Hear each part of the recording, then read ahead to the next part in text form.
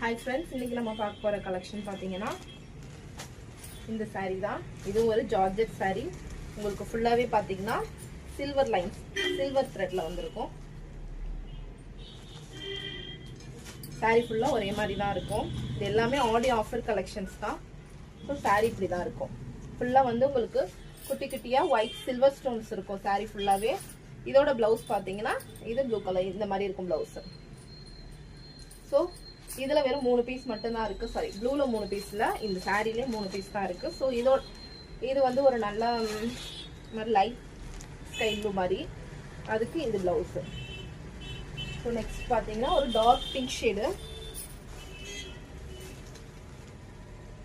அதோட ப்ளவுஸ்.